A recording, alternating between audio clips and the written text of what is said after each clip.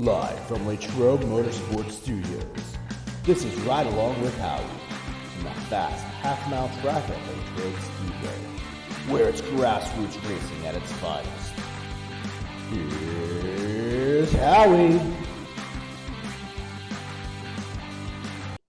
Race fans, who's ready for another Ride Along with Howie, sponsored by Joe's Body Shop and Towing and SMB Promotion. Well, tonight, our first, I guess you can't call them guests, it's going to be guests, is a team that used to dominate super late model racing back throughout the 90s. The driver was the Roughdale Rocket, Wally Stock. Wally Baird was the crew chief, and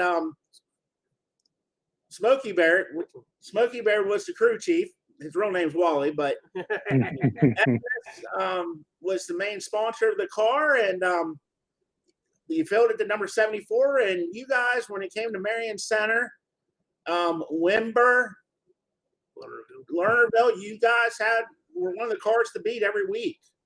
And around 2000, you guys disbanded the team. Is that correct? Yeah, 2000 was the last year.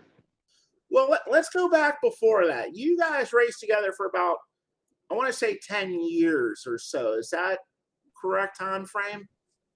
Yeah, 10 years. Yeah, 1990, was it? Yeah.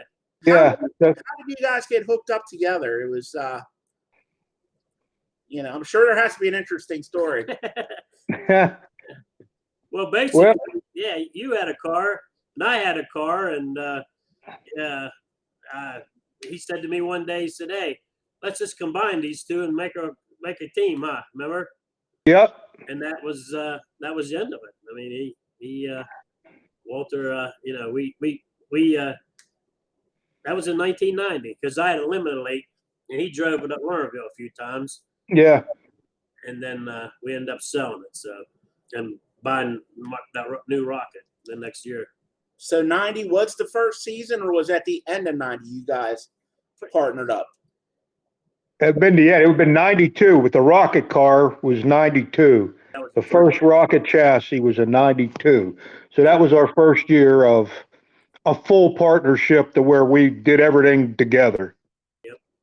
And I can remember you guys at that point, you attacked Wimber Stadium. And you guys won a couple of championships up there at Wimber. And the car was number 74. It always had a Jules motor under the hood. It was a Rocket chassis. And you guys were the guys to beat. It said Philip Fuel. I mean, you guys were very consistent with your sponsors, the chassis, the motors. And I think that was part of the success was the consistency. You guys knew what the other one was going to do, and it was a great team. Yeah, I always say you surround yourself with the best if you want to be successful. And between Joel's, Rocket, and Philip Fuel, Smokey, me, yeah. We had a heck of a team, and it showed on the track, all the hard work, dedication that we had.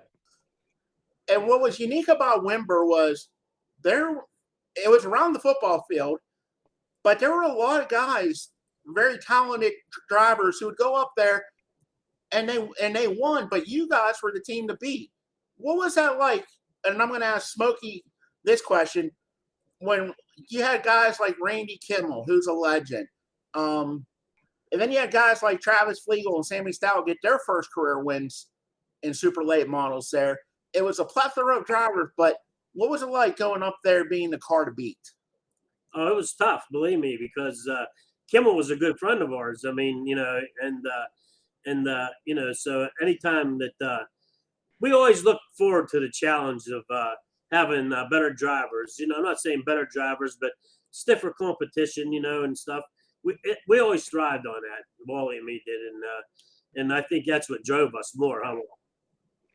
Yep, the bigger they were and the better names and the bigger trailers they come pulling in, yep, the harder we fought to get that win. Yep, absolutely. And Wimber actually back then paid over $1,000 and for a win. So it wasn't like, you were going and racing for $500 and you guys were taking a machine gun to a knife fight. There were quality cars, quality drivers, and you guys ran the Wimber for what, about 4 or 5 years? Yeah, probably about 5 years we ran there every week. We won 3 championships in 5 years, and I think we were second in the other 2 years. And then you guys ventured up to Marion Center, and then when you did that, it was a little bit different. That's when the billboard cars were popular, and what was it like? And I'm going to ask you both the same question. What was it like going to Wimber with the billboards? How was it to drive the car? What was the difference with the billboards versus a traditional body? As a driver, and Smokey as a setup man, what was the difference? Well, as a driver, the cars were a lot easier to drive. We called it a crutch. If you had a terrible handling car, you take it to Marion Center, put that big old board on the side, and it would make a bad car handle just as good as the best car there was, because that big old board just grabbed the air, and it really made the car handle. You could pretty much flat-foot it around Marion Center with that big old board on the side. Smokey as a setup man, and the setups were different because you had to spring the car a little different because of the way the car would go in and duck to the left side. When you'd go in there, that thing would plan hard, on the left side because of the wind, just like a sprint car does, And so we had to spring it different. But Howie, we had 2 different cars there too. We didn't run the same car. Okay. We had a car that we put together. It was sat outside, huh, Wally, for like 2 years. And so we decided to put it together because we had enough parts, and that's ended up what we did with it. We end up racing it there. So. And you would also bounce around sometimes to the Challenger Speedway in Jacksonville, Pennsylvania. I don't believe you ever won a feature there, but I know you picked up a couple wins at Lernerville, which at that time you weren't getting any tougher than at Lernerville Speedway. And when that Philip Fuel number 74 with a Jules Racing engine, and you also used some Tom Vosnick's motors towards the end, if I remember right. There was 1 year, the last year when Jules kind of faced his way out, and him and Vosnick worked together for 1 year to make the transition. So it was kind of a Jules with help of Vosnick for 1 year. And you picked up 2 career wins at the Lernerville Speedway, but you guys at that time were short track masters. You didn't go after the big tracks because I don't want to not being rude. The team just wasn't equipped. No. You guys knew how to do it on the short tracks, and that's not meant to be rude. Everybody finds their niche, and you guys were doing very successful. And you won races, you won championships. You won championships at Marion Center too. And you didn't get a championship at Lernerville, but like I said, a couple wins. Not a bad career. And at the end of 2000, or was it 2000? 2000. End of 2000, the stuff was just starting to get more expensive, and you guys decided it was a great run, 10 years, 10 seasons, and decided to go away. And Smokey ended up going and crew chiefing for some other teams, but you said, I can't do that. I'm either all in or I'm all out. And you disappeared out of the room for 22 years. Yeah. And earlier this year, I saw you walking around Latrobe Speedway, and I told Smokey, I said, this isn't good. What do you mean? I said, this racing is like drugs and alcohol. You can't just do a little. You're either all in or not at all. And I told Smokey, he's going to get a car. But why don't we go ahead and in that 20-year gap, what were you doing, Wally? Well, when we sold, we quit racing and sold everything. I didn't have much as far as a home or cars or anything. We put everything into the race cars, and I lived above the race car garage. I mean, it was a nice apartment, but the race car garage came first. And everybody said, Wally, we don't want you being 50 years old, having nothing but a race car. And it made sense at the time. So sold the cars and all. I went out and got a good paying job, dedicated myself to a job for 20 years, and I bought a farm. So the farm kind of took place of the racing because you got to be just as dedicated on the farm as the race car with the animals, the planning, and all. So it took all my time up, and it kept my mind off of the racing. I had to find something to keep me away from the racetrack, and the farm did it for 22 years. And Smokey, what did you do during the 22-year hiatus? Well, you know me, Howie.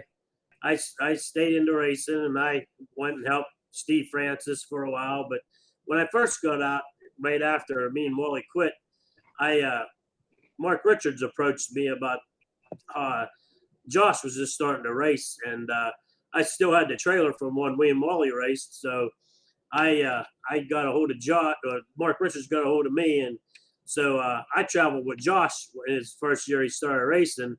We used my truck and trailer, and so it was kind of enjoyable helping a young kid coming up and stuff. But then I went and helped Steve Francis, and that led me to helping Ryan Newman and some other guys. But when Wally decided he wanted to get back into racing again, it was like old times again, and it was exciting, because I seen the fire back in his eyes that they're back 22 years ago, So. And you came that night to the track at Latrobe, and we had a class running called the Vintage Modifieds. And I guess it must have impressed you enough that the next time the Vintage Mods came back to Latrobe, there's a number 74.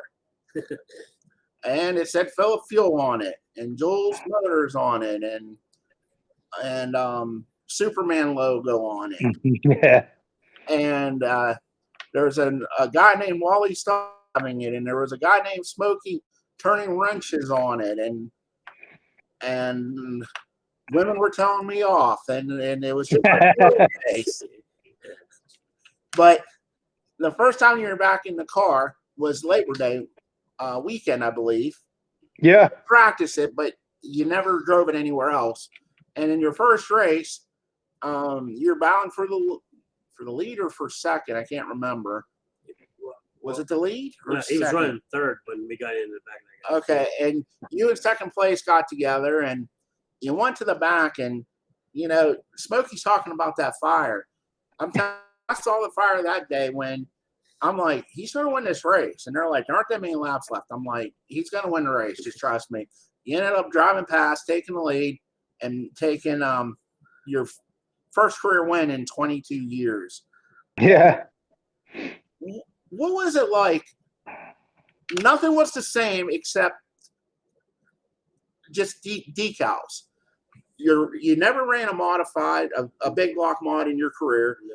And that's basically what you're running with a different type of motor, but a big block modified chassis. You never had open wheels, obviously, because you were a late model, super late model, limited late model guy. And you put the band back together, but instead of being a jazz band, you were a heavy rock band. The only thing that was the same were, like I said, it said Philip Fuel, it said Jules Engines, it said 74 and Superman, and the fire suits. Yeah. Yep. It was funny because when he quit racing, my sister said, I got that fire suit of Wally's. It was in my trailer. So she went and washed it and put it in a garbage bag. And so maybe a year or two later, we gave it to him back. And I said, hey, you never know. You might need it someday. You know what I mean? And, hey, that day came, Yeah, I'm glad we had it. You still fit in the same fire suit. Yes, I do. I had 22 years ago, but I was only 7 then, so it'd be kind of small. About that. But well, what was it like? I mean, just jumping in that car and at Latrobe, a track you never raced at. And a big track at that. All right, I always say if you're a racer, you could drive a wheelbarrow. It don't matter what you got. And it was unreal. I got in that car and it was like I drove it for 20 years. It was, I mean, everything come back to me. Even, we probably wouldn't even been as fast, but something even come to me when we were racing that I remember that car had a 3-wheel brake switch because the car was very tight. That's why I was stuck in third place. And it just came to me, hey, there's a 3-wheel brake switch on this car. Let's hit it and see what happens. And that's when I found that 3-wheel brake. I went up high and I could drag the brake and it would pull me right around. So I just can't believe how natural everything was for me. I would never believe it if it didn't happen. I mean, it was just, everything was natural. I was looking for the cushion. I was looking for bite. It was just like them 20 some years never happened. It might have been just a long weekend since I last raced because I remembered everything. I can't remember what I ate for lunch last week. But boy, that race car, I remember everything. It was just born and bred in me. And, it's just, it was just great. It was a great feeling. Now, in that 22-year hiatus, or the long weekend, as you want to call it. Just a long weekend. You had a pretty serious health scare where we thought we were going to lose you. And, I think that also had a lot to reigniting that fire that, you weren't done as a driver yet. You still wanted to do it. Yeah. And the best thing about the health scare is, again, it was just like a long weekend. I don't remember nothing. So, I woke up and I just felt like somebody beat me in the chest with a ball bat. So, once that felt better, felt like I forgot about it. Felt like the winter days of fighting your way out. Yeah, like at Wimmer, we used to fight our way out of the pits. Yeah. So I don't remember, what happened to me. And it was fortunate that, my heart quit and I was across the street from Mercy Hospital. So they just wheeled me in there and gave me a jump, and they said they can't find anything wrong with it. So I always say, I'm a very wound up person. I think I just get so wound up, my heart quit one day, and it needed a little jump. Yeah. And because blood pressure is good. They can't figure it out. The word they called it was, this fancy doctor said, it was a blip. Your heart had a blip one day. Well, I hope I don't have any more blips because I'm living the dream right now. And you're back in the race, and you got your crew chief back. You got the team back. And then, like I said, the vintage mod. And after going out there with that, do you see maybe would you want to go back into a weekly car? Or you kind of like the maybe every other week or every 2 week type of racing, or would you like to go into maybe a crate car? Or I mean, I'd always love to get into a late model again. Like I was telling Smokey, with these new shock packages and all, I would love to just throw it into a turn one time and watch what that thing could do. But the weekly ritual, I don't think I'd be in for it. With the farm and everything, I like every other week, but I wouldn't count out anything. Anything's possible, but I'm happy right now where I'm at, just every couple of weeks, and we're having a heck of a good time. The problem was we found out that we started working on a car that we ended up, we're old. Yeah. I said, it was funny because Wally's dad was in the grandstands this past week, and he's there like, Smoke, I remember 3:30 every day you pulling into the garage, and you just didn't leave till 10 o'clock at night. He said, and I said, well, that's why we didn't have the money that some of these bigger teams had, so we just had to try to outwork them, and that's what we did.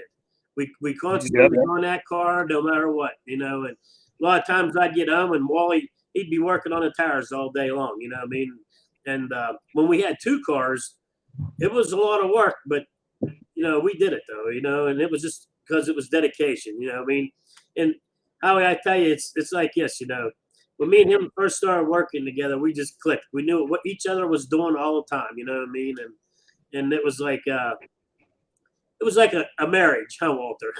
Yeah. It was like a marriage. So I mean, but we worked good together, and like I said, hard work and dedication is what we did. We worked there every day, every night, and all through the off season, we take a month off for hunting. Yeah. And then Once that was in it. November. Yeah. So and we start building the cars. We got a new car every year. We had a new car. So Now, one more question I have, Wally. Before you and Smokey, what were your numbers, car numbers before that? My first year I raced, I had a number 66. yeah. And then it wasn't a very lucky number, so I got rid of that and I went to 74. So I've been 74 except maybe 2 races of my life. Okay. So when you guys teamed up, you took your number.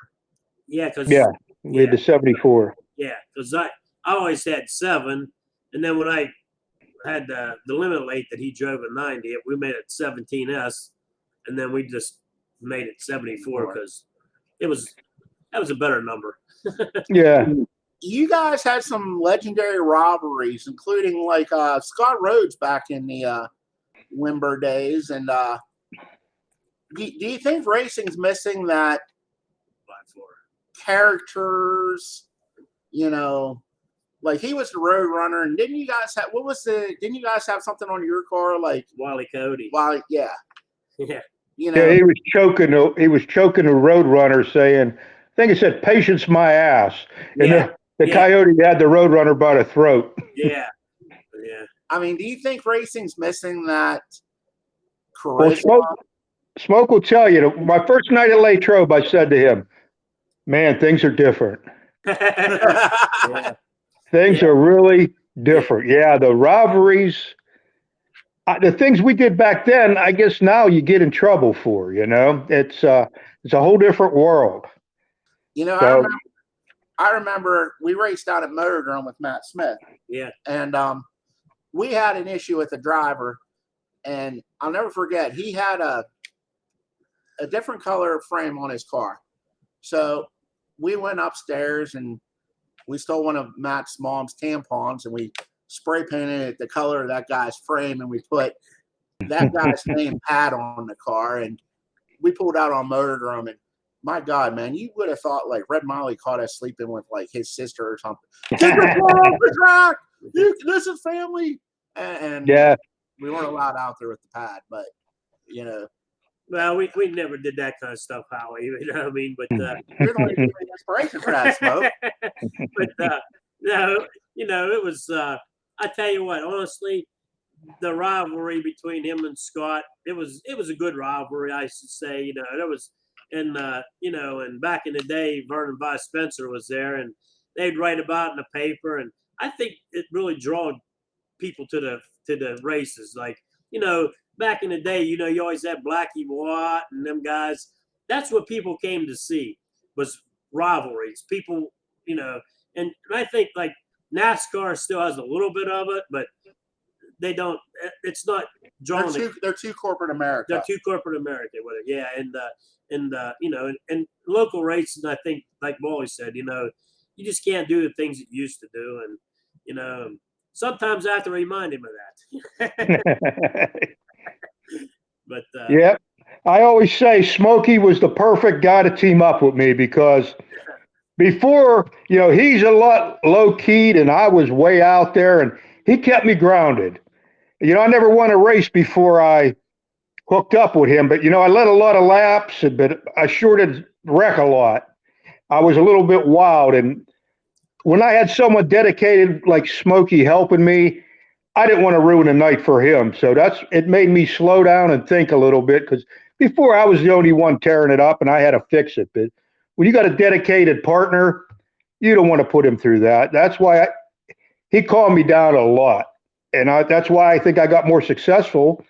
And I also think driving this modified now, I'm even more calmer than ever, having died and came back. This is all playing with house money now. So I'm even calmer than ever. So, I found out I think calm is a lot faster than being the wild man that I once was. Yeah. Yeah. And I tell you, and it's funny because, like even the first night at Latrobe, you know, I watched him and he was on the bottom and on the bottom and on the bottom. And next thing I know, he sticks it up on the high side, up on that cushion. And I said, yo, Wally's back now, you know what I mean? So I knew he was comfortable with it. I knew you were going to win when this lady comes down and tells me, put him in the back. Wait till you see what happens. Yeah, that was just cool. I'm glad that happened because, you know, if you wouldn't have put me to the back, people would have said, oh, he's no good and he's a cheater. And I deserve to go to the back. And I think it made for a hell of a show, don't you? Yeah, absolutely. Did. You know, years ago, I remember up at Windber, we were racing. Gary Dean was leading the race, right? And he went in there and kind of like slowed down, and Wally was hauling it in, and he spun him out. You know what I mean? We got in the back. I remember that night? Yeah. There's no issues. Wally just went right to the back of the pack. They didn't have to tell him or nothing. He said, Smoke, I was in the wrong. He goes, I got into him. He goes, I'm taking my lumps and going right to the back of the pack. And he did. And it was the same way at Latrobe. You know, he wouldn't have second guessed it. He was, you know what I mean? And that's what I liked about it. You know what I mean? He just was like good old times again. You know, he came back up through there again, you know. So. Hey, Wally, now's a chance for you to go ahead and thank everybody who helped make the comeback possible. But one more thing I did want to mention is, you know, we talked about everything being different. These are the first three. You now won 3 times and 3 starts with the vintage mod and all on big tracks. And like I said, you got the band back together, but instead of being a punk rock band, you're now a heavy metal band. But now's a chance for you to go ahead and thank everybody. And let's talk about the sponsors and the people that help make the racing possible. Well, you know, I always got Smokey there. I can never do it without Smoke. And Donnie Gillette, you know, the rest of the Baird family, Becky and Dave. And my father-in-law, he comes running over. He's my engine guy. Actually, he's already building me a new motor for next year. He's already got it planned out, ready to go. He says that motor ain't big enough. I need a bigger motor. So he's working on that now. You know, my wife, who she's out right now feeding the cows and all, taking care of them so I could be here having a good old time. And, you know, my mom and dad. And I always got to say, the people who ain't here no more, because, you know, some of the luck that I've had, someone else, they got to be helped somewhere else up above helping me with the luck I've been having and the great runs I've been having. So, you know, Bub's from Fill Up Fuel and Big Joe and Joel's Machine, you know, we still got him on there. And I really think we put Joel's Machine back in victory lane and Fill Up Fuel. So, yeah, it's great to have everybody back and to do this. I mean, it's just great to have this opportunity. And you did a tribute car to half to yourself and half to who is the original 74? Ben Buzzard. Ben Buzzard. Yep. And Wally, I got to tell you, it's truly great having you back in racing. And I'm glad you brought Smokey back too, and the rest of the crew. And you might be heavy metal band now, but I'm telling you, this band is definitely one to keep an eye on. And I want to thank you for taking time to going for a ride. And this was nice and calm and peaceful. Unlike your racing, there's no yelling, no crying. I right. There yet. Yeah, I can do without all the controversy. I'm too old for that. Yeah, that's true. Yeah, and we're just go out and enjoying ourselves, having fun. You know what I mean? And that's what it's about. You know what I mean? And you know, he goes up, he helps Freddie on his cars and stuff, and Freddie's the one that got him back into it. Oh, really? Well, he left Freddie left him drive Matt's car one night up there at Latrobe that night. That's remember? Right. Yeah, and once he got it in, that was the end of it. And within a month, he had a car, then he got a motor, and he was back ready to do it again. So, and we're glad you're back. More importantly, we're glad you're still here with us. Oh yeah, and able to go out there and have some fun. And what's the plan for next year? Are you going to stay with the vintage mod? Yeah. Yep, unless something else happens. But like I said, we're already planning for next year. We got a new motor being built right now, and we're probably going to change the body on the car because I don't want to race weighing 2,600 pounds again. The last race there, the car was totally different having to add all that weight, but it made it more fun. We still got the win, but I like driving the car a little lighter than that. That thing was a lead sled, and we changed a couple things so we can only weigh 2,400 like the rest of them. Another thing we got to work on is getting your entry and exit of the car. The Wally Stock crawl out of the car is a little bit interesting. So yeah, if we get another body, maybe we can put a sliding board or something that I could get out quicker. Yeah. You know what? When I had my accident, I was in a nursing home, and they had that board that would go from your bed to the wheelchair, and you had to like slide across it. I'll see if I can get you one of those, Wally. Yeah. Next time in Victory Lane, I'll just slide right out. Right. Thanks again. Race fans, be sure to keep your eyes on the number 74, Wally Stock. Thanks, Wally, and good luck. Thanks, guys. Enjoy. Thank you. Race fans, next to go for a ride is a gentleman who, in between career wins, waited 15 years to go back to Victory Lane. Our 2021 Fall Fest champion, well, he only waited 11 months this time between wins. He was our feature winner this past Saturday night. You heard of NASCAR at Mr. September. That was Harry Gant. Crate Racing on Mr. July, Braden Dillinger. We got Mr. End of the Season here, Mr. Joey Koteles. Joey, welcome to Ride Along. Thanks for having me, Howie.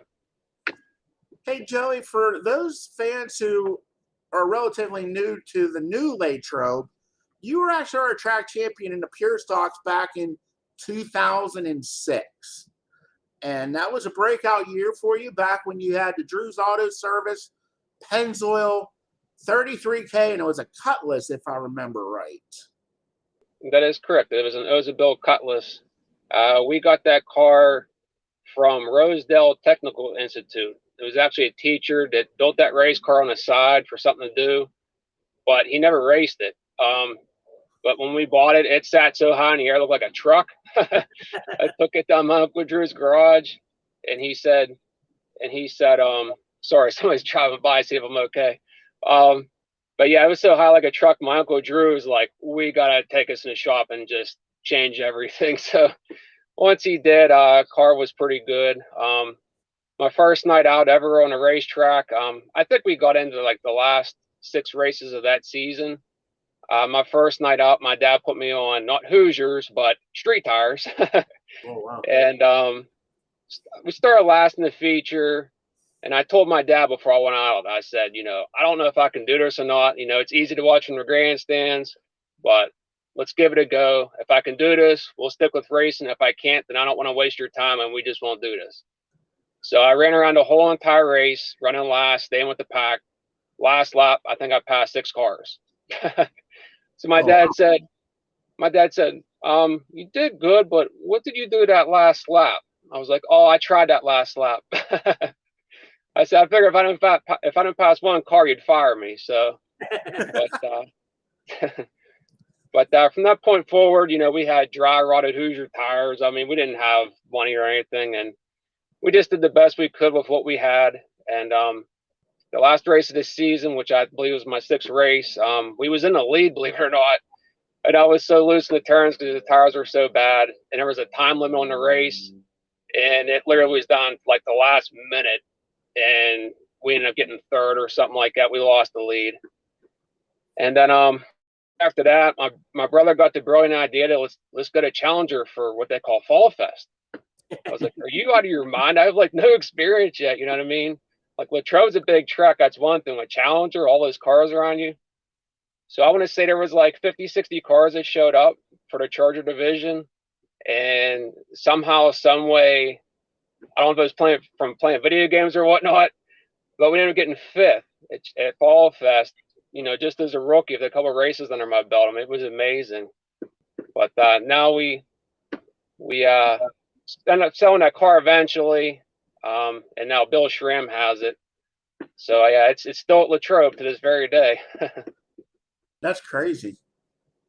and you won the championship back in 06. And after that season, you made the move. Was it that season or 2 seasons later? You made the move up into the Pro Stock class. When Latrobe shut down, it was the worst possible timing. You know, as you said, we won the championship, finally got the car figured out, finally understood what tire stagger was.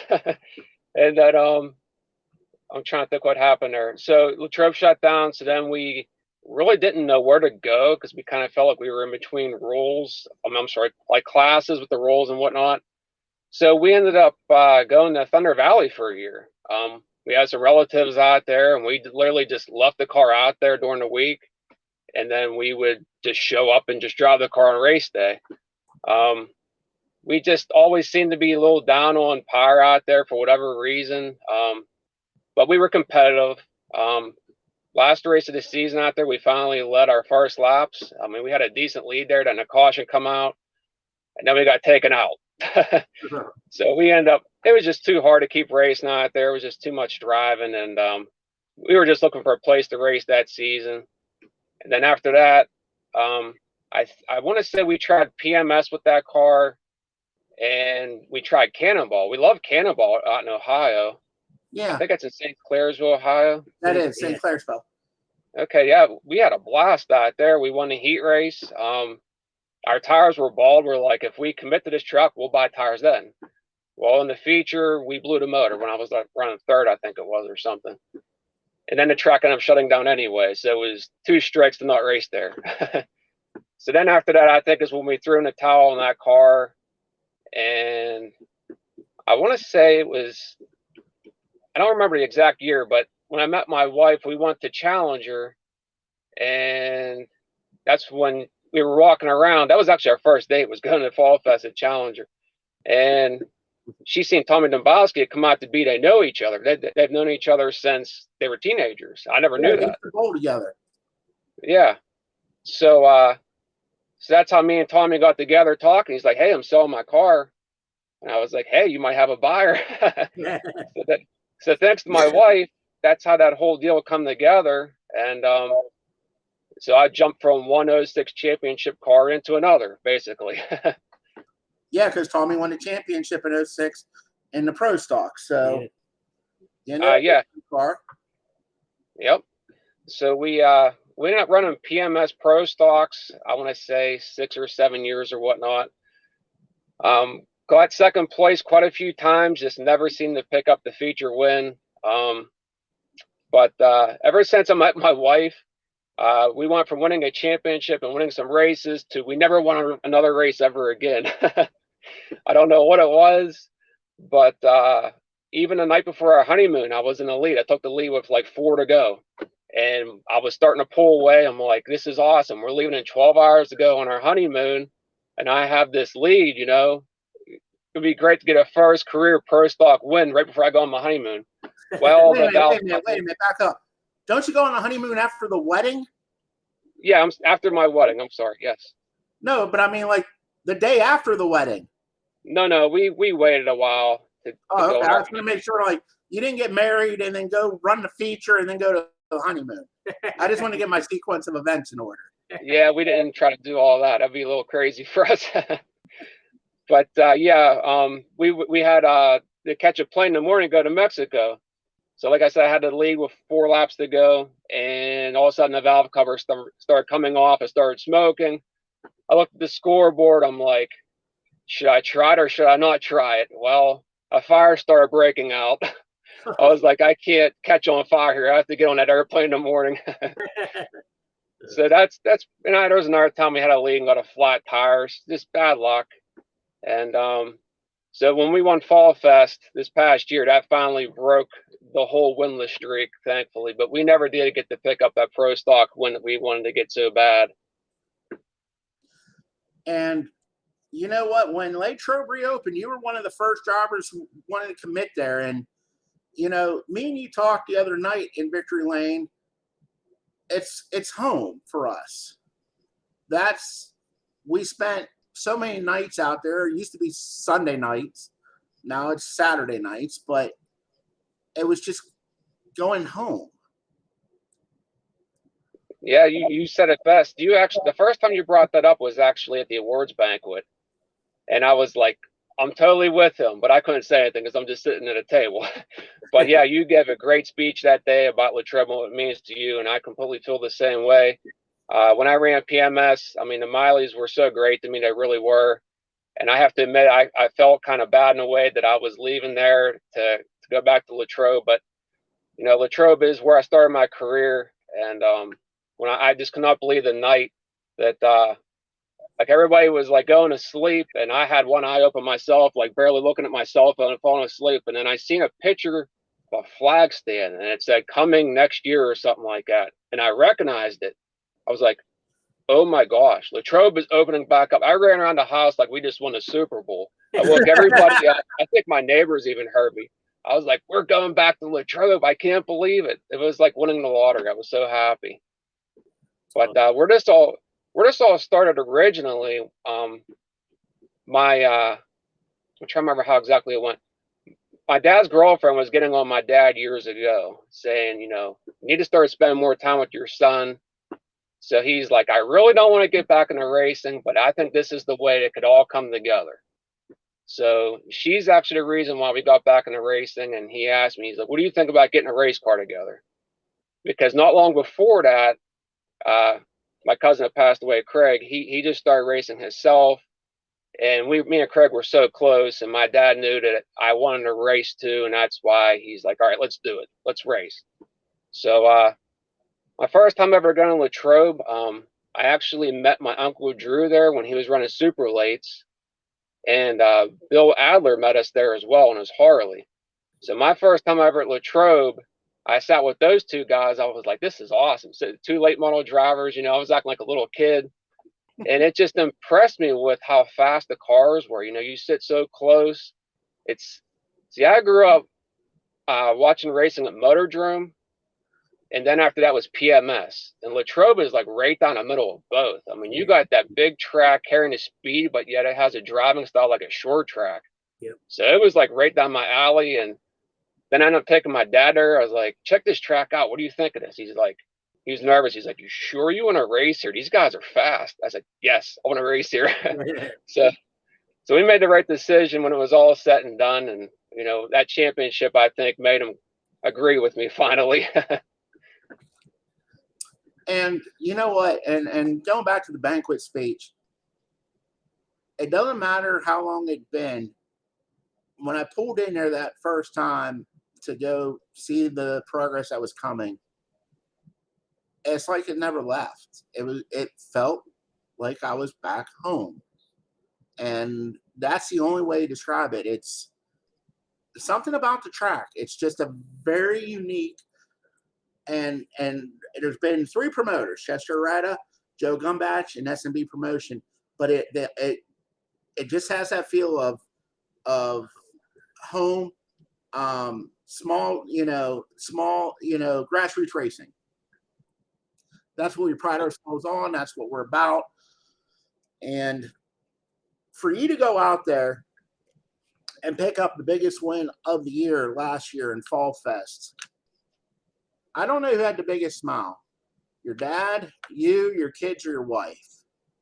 And your cousin Gary was there, and it was just, you know, it was almost magical. If that kind of sounds dumb, but it was almost magical. Like, you know, 15 years you waited, and you waited to get back to Victory Lane with your 2 kids. Yeah. You know how many people are in my family. There's so many race car drivers, you know, my kids. My brother flew up from Florida that day. I mean, for all those people to be in the same exact place on one day is like once every 10 years that would happen. Yeah. So I remember you interviewed me during the intermission about the car and what I thought and stuff. And I knew that I needed more traction because Anthony passed me in a heat race. And we ended up buffing the tires. And that first lap, I felt the difference, and I was like, we just might win this race. I don't know, but Anthony's so tough. I mean, he don't make mistakes, and that was one of the hardest races ever, to be honest with you. And I have nothing but respect for Anthony. And to beat Anthony, it says something, because not not many people beat Anthony, to say the least. But No, I mean, yeah, he has 31 career wins there since 2019 when we reopened. and Over he's just 50%. starting out. Yeah. But And yeah, that to win that race though, yeah, it was an amazing feeling. I had confidence enough to actually take a hat in the car with me. I told my brother, I said, we're gonna win this race. I think he looked at me like I was crazy. I said, I've got a feeling we're gonna win this race. I don't know why. And what's the odds of for 15 years of race and not win a race? You know what I mean? Yeah. But so yeah, it all worked out, and I still can't believe it to this very day. And for me, Fall Fest started out at Challenger Raceway, like we talked about before. And I delivered tires on a truck route. And it was last year that I got a new truck route that went into Indiana. So every day I pass that sign that says Challenger Raceway. So it's like I always miss racing there. I always had, like, to us, Fall Fest is like the Super Bowl of racing. It really is. Yeah. So to win that race, that's like an amazing feeling, to say the least. And if we can do it again this time, you guys better give me some tissues, because I will be crying, because it means that much to me. That's awesome. Hey, the track surface at Latrobe has been phenomenal, and I think that has a lot to do with the competition. I mean, how should I say it? The competitiveness of it. I think you guys are just because you can race anywhere on that track. You know, what do you like the surface up there? Yeah, it's been beautiful this year, to say the least. I know that there was a lot to learn for them taking over the track, and it's to be expected. I mean, to learn how to work a track and all that, it's come a long way. But I have to say, this year has been great. I mean, especially this past week, you could go all the way to the outside, all the way to the inside. I mean, I did both, and it was pure bite, no dust, and yeah, I mean, even no cautions. That says a lot in the pure stocks, you know. Yeah. and in that, I'm sorry, go ahead. I was just going to say, we had a decent field of cars out there. You know, some guys are just starting out, and everybody did a great job. And you look, you got to win. Monoporter divisional champion. Corey Ferris has been on fire the second half of the year. Don't forget Stephen Hazlett. EJ Rozak with that new car. He's been fast. At Hickson. The Hicksons. There's probably 7 to 10 cars that honestly can win. And it's honestly luck of the draw. And, Ferris, he's, like I said, he was on fire, and he's a sophomore. And you got Anthony, who he's not that old, but I mean, he's the standard bearer in that division. And then you got Joey Koteles, man. He's there every week. He's not flashy. It doesn't matter what he's driving, whether he's in the 33, or that week you drove Bo's car, you were good in that car. We just sometimes it's more of an adventure seeing how you get there. A couple weeks ago, you had some transportation issues, and we were able to get you there in time. But it was awesome to see. I'll let you talk about it. And it was the Bill Kerber Memorial, and we got you out on the track. But let's talk about getting to the track. First and foremost, being at that race was for Bill Korber. That meant something to me personally, because I ran with him back in the day, back in the early 2000s there. So races like that mean something to me, just to be there to race. That's to pay tribute to him. So, but yeah, the adventure getting there, we really didn't think we were going to make it. My dad had to run home and get another trailer, bring it back. And my wife called me when we were at the airport, and my dad was still behind me, and said, "Your class is in a lineup area." I was like, "You have to be kidding me." So I don't know if you see me, but I got out of my car and ran on the front straightaway in front of the whole crowd. Did you see me run? Yeah. So I stopped and see my wife. I was like, "I made it." She's like, "Well, what are you doing? Get in your car." I was like, "My car's not even here yet."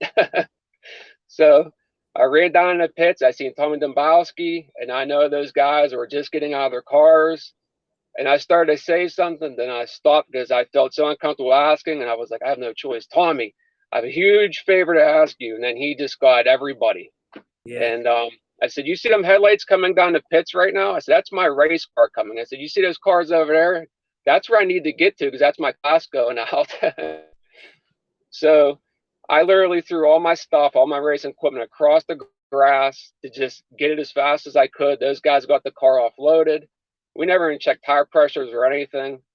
And I ran out there and I had no idea what the car was going to do.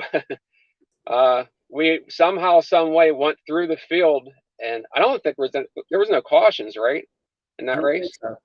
I don't think there was. So I got through the field, and there was a big pack of cars, like 3rd through 6th or something like that. And I caught the pack. I mean, even Anthony was there. I guess they were getting held up or whatnot. I was like, how did I catch these guys, you know? But the car was definitely not handling right because I didn't have the right tire pressures in it. When I was in the clear, I was fine because I could throw it sideways. But once I caught those guys, I was done. I couldn't get around anybody. I was a sitting duck. But just to get out to the race, at least after all that, was a good finish to get 7th, to say the least. But the adventure making it, and you know, Brett Huterra's crew is over there, Jacob Ware's crew, Yep. and you know, Hazlett and all those guys. It just shows the grassroots racing where it doesn't matter who it is. If somebody can help somebody, they're going to help them. Absolutely. Just like I said when I did an interview Saturday about those guys, that just shows who they are and what they're about. And that's one of the reasons why I love racing at Latrobe, because there's so many good people like that. And it just happens over and over again where people help me or I help them. You know, that's what it's all about. We're all one big family. Hey, Joey, we appreciate you taking the time to go for a ride tonight. Now's a chance for you to go ahead and thank everybody who helps make the Koteles Family Racing 33K possible. Yes, I want to thank my daddy is the crew chief. He keeps it all going. My brother's the car owner. He helps out a lot, whether it's taking vacation to come up or phone calls. We got Danny always helping out. He's always like my dad's sidekick down the garage, and he's always stuck in the truck with me going to the racetrack and back. And even the times we break down, he's stuck right with me.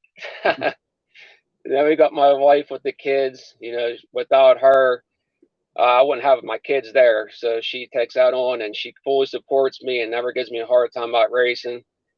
My mom always supports me. All my family, all my cousins, Gary, Jonathan, Cody.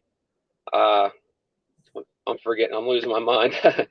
Blake and Logan, my uncle Drew. It's just all hands on deck, and I appreciate all of them, to say the least.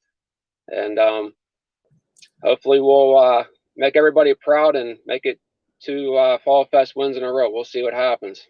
And let's not forget Hoods Up Oil Changes with 2 locations, one Thanks, in Howie. Belvernon and one in Monongahela. And we want to thank you again for going for a ride, Joe, and we wish you good luck. Fall Fest in 2 weeks, and you're the defending winner. And I'll tell you what, we're calling you Mr. End of the Season for a reason, man. You have one fast hot rod.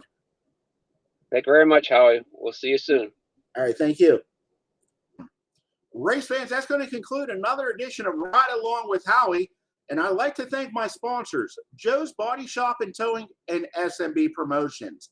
Also, while I have a chance, I'd like to go ahead and thank all the companies that sponsor Latrobe Speedway, which include Specialty Metals, K2 Engineering, Rock Auto, DJS Swag, Joe's Body Shop and Towing, Seal Tight, Stone & Company, Vinyl Destination, Gary's Auto Sales, and if you're looking for a job, don't forget General Cartwright is hiring, and their benefits start day number 1. For more information, be sure to check out their website. And let's not forget our latest sponsor, Latrobe Glass and Mirror. For the best glass in town, be sure to go with Latrobe Glass and Mirror. And special thanks to Gary's Auto Sales, too. Race fans, that's going to, again, conclude tonight's edition of Ride Along with Howie. Please support those who support racing. And we'll see you in 2 weeks at Fall Fest at Latrobe Speedway. Thanks, everyone.